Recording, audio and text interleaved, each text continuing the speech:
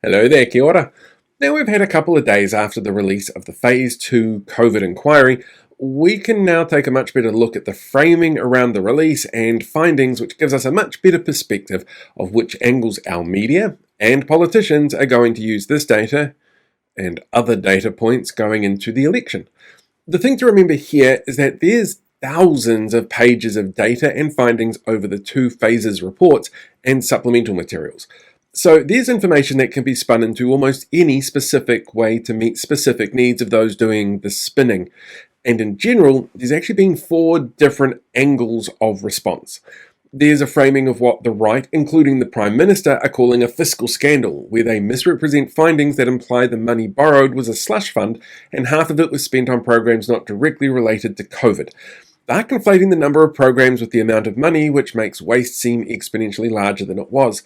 The report itself said those funds were spent as part of an economic plan to ensure work and industry was able to continue based on ever-changing macroeconomic predictors, which would see massive job losses. And since 2021, the exact numbers and allocations of that spend have been publicly available on the Treasury website. That fund was used to pay for wage subsidies, large-scale asset purchase to control interest rates, business support payments, health sector-specific response elements for DHBs, vaccines, MIQ, changes to the tax system due to changes to tax take, income support, shovel-ready infrastructure projects, and sector recovery payments to help specific sectors impacted like tourism. And as a result of these choices, the economy actually grew 4.2%, being one of the first OECD countries to return to pre-pandemic GDP levels by early 2021, while the world actually saw a contraction of economies of about 4%. Those using this framing are relying on you being angry at the potential wasteful spending and not critically considering the government's wasteful spending currently happening, like tobacco company kickbacks or the almost $1 billion in break fees for no ferries. And they assume that you didn't know or care that all the financial information has actually been a matter of public record for half a decade now. God, half a decade. The second framing that we're seeing is around world-leading successes of the response that saved an estimated 19,000 lives and downplays mistakes as minor issues that we see in hindsight. This is based on the report stating the initial elimination strategy was effective and appropriate and that ministers made tough decisions in good faith with the best possible data that they had at the time. And this can downplay anything serious in the report, like issues that the report raised around vaccine mandates for 12 to 17-year-olds, where Ministry of Health advice on the topic wasn't properly communicated to the minister. This is the framing that we've seen on the spin-off and some RNZ on-air content. Then there's the stolen summer narrative. These are the people focusing on the length of the Auckland lockdown and playing up a couple of extra days in lockdown as a giant scandal and all about political control. National have used this angle as well themselves.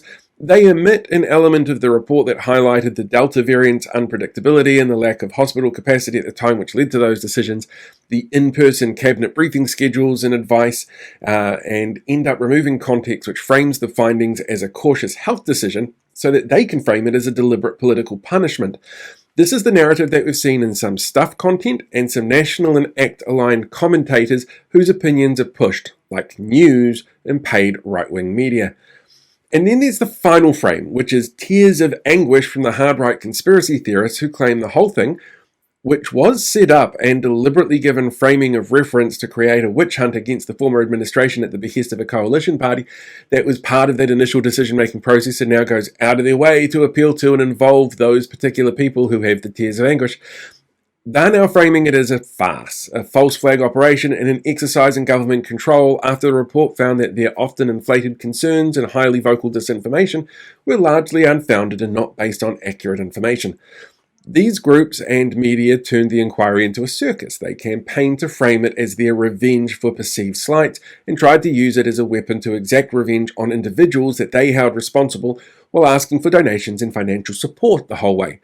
This angle has been used multiple times already on Reality Check Radio in just 24 hours and by New Zealand First. The language that gets used in framing these are also really powerful. The use of the word ignored, for example, implies a deliberate or rogue lawless act, when in reality, ministers often had to weigh up advice from different departments that diverged, like Treasury and Health giving different types of advice for the same issue. One wasn't ignored, a decision was made based on the balance of data at the time by people under a lot of pressure. There's also a deliberate conflation of the numbers. Anything that uses 60 billion in costs and mentions 820 odd programs, for example, they're deliberately trying to conflate the two, which creates an illusion of wasted money in a slush fund. And watch how the word lied gets used. It's already been used to frame institutional failures of communication with deliberate political suppression.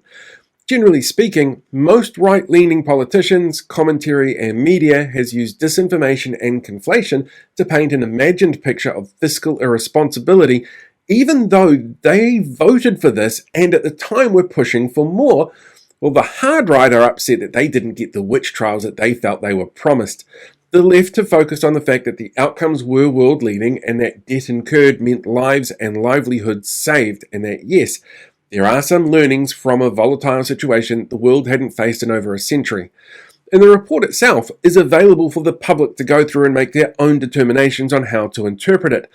But the fact that the first responses we saw out of the current coalition weren't about an acceptance of the learnings or an acknowledgement of the situation which impacted everyone in the country in some way, it was to attack and mislead and push easily disprovable false narratives. Well, that's a real concern that we should have as they seek re-election this year. And we need to ask ourselves, can we trust anything that they tell us if they can't be honest about things printed in black and white that we can all access? Oh, hey there, podcast listeners. Thanks for checking out today's podcast, whether that's on video or audio. I really appreciate it. And I did finally get around to doing a podcast end tag, which I've been meaning to do for a while instead of just taking you onto the Facebook version. So while you're here, why not hit that subscribe button so that you can get updates coming in directly every time there's a new episode uploaded. Just seems like a really simple way to keep up to date with all of the crazy that's going on. So yeah, give that a shot and I'll talk to you soon.